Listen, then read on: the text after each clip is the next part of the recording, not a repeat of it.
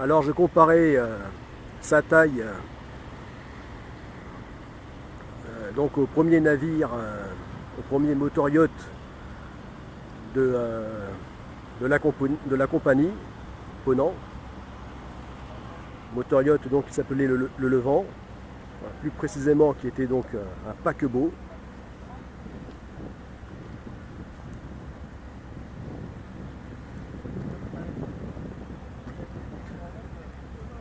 Et donc là, dans la vidéo précédente, je l'ai comparé donc à la taille des deux futurs grands navires d'expédition du projet Godessark.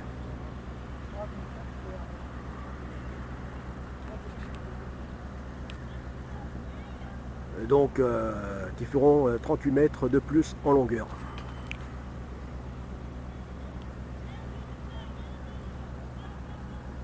Donc 180 mètres. Et qui seront au moins 3 fois plus larges.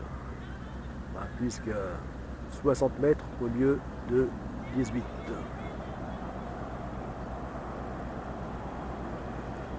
Et quant à la jauge, alors là elle sera beaucoup plus importante donc, que les 11 000 UMS, enfin tonneaux, puisque là il s'agira d'un multicoque, donc de type pentamaran, 5 coques, et qui par la nature de multicoque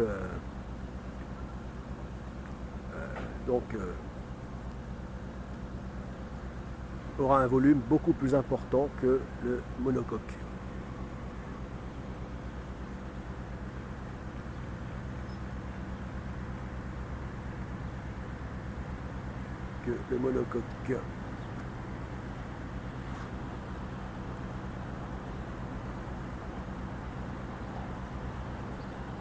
On va dire qu'un paquebot classique monocoque.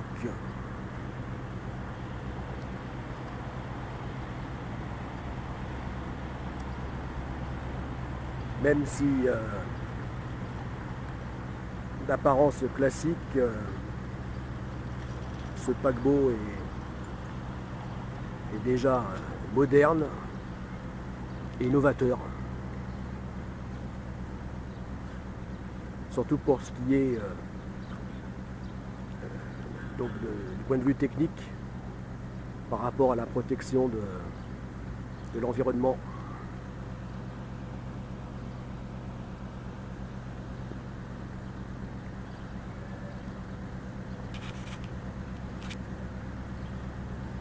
Il oblige pour tout navire d'expédition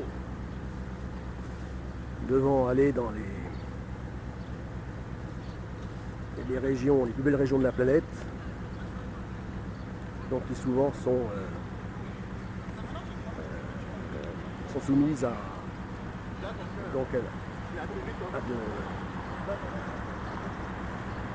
à des restrictions pour protéger leur environnement.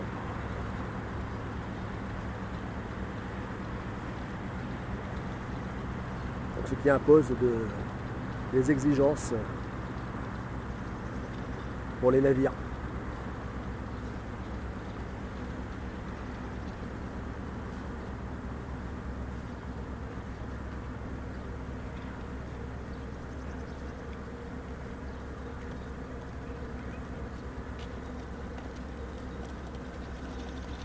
Voilà. Alors là, on voit donc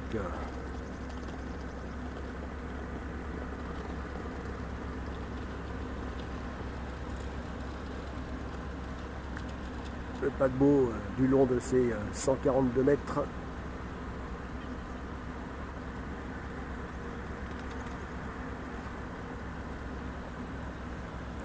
Donc on fait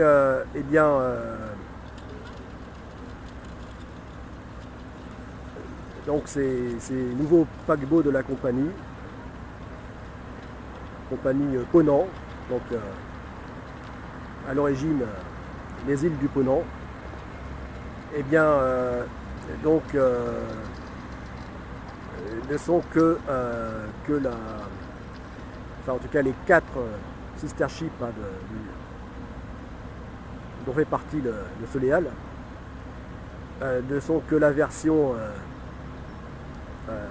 augmentée donc du premier paquebot, le Vent. Version augmentée. Voilà.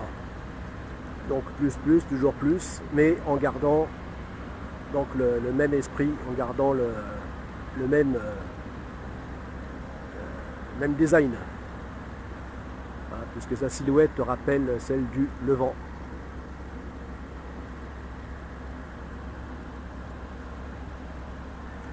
Voilà, silhouette qui change. Donc des paquebots aux formes cubiques, aux gigantesques paquebots donc de forme cubique auxquels nous sommes habitués de voir.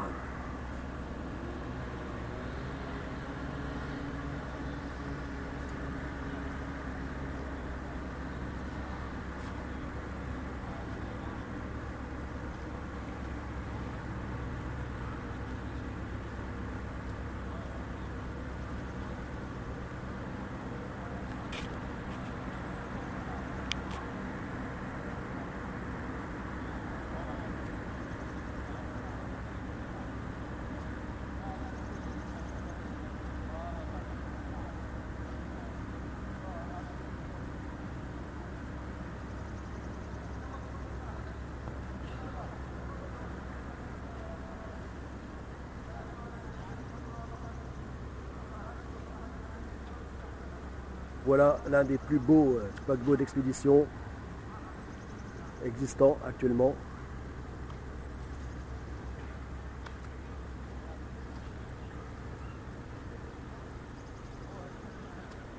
Donc de la compagnie, actuellement l'un des plus beaux au monde. Et donc faisant partie de la compagnie française de croisière d'expédition.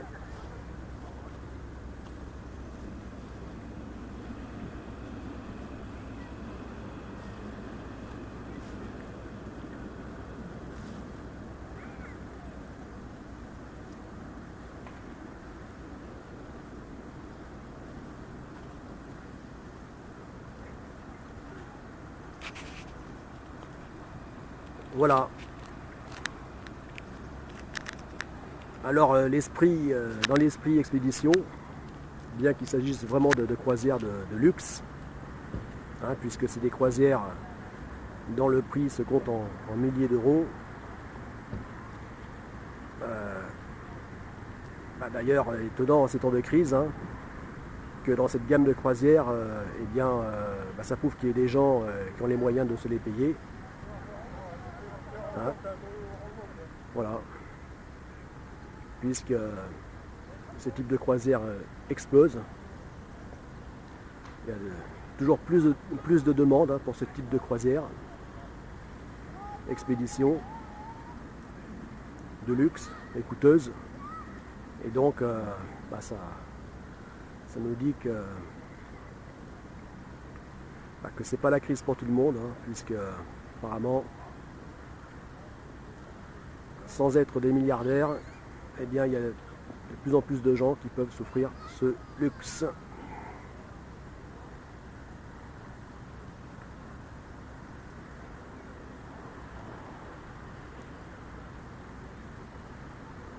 C'était déjà le cas lorsque j'étais embarqué, je travaillais sur le Levant. Mais depuis, ça n'a fait qu'augmenter, que littéralement exploser.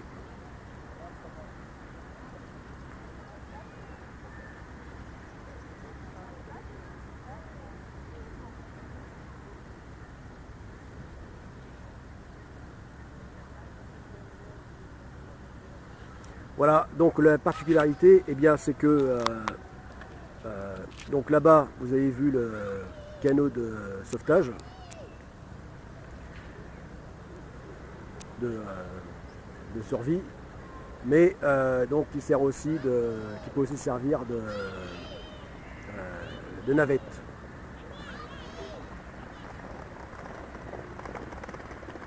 Quoique je sais pas. Hein. Ça n'était pas le cas sur le vent.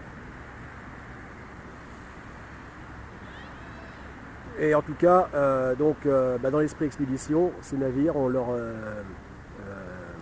Zodiac, leur embarcation semi-pneumatique, donc qu'ils rangent au niveau du pont supérieur. Voilà. Puisqu'ils disposent d'un nombre conséquent de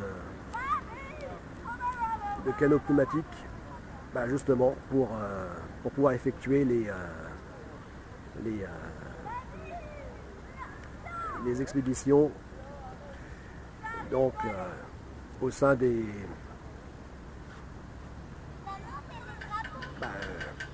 fleuves,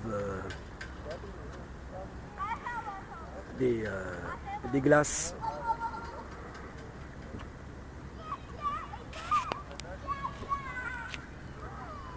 Voilà.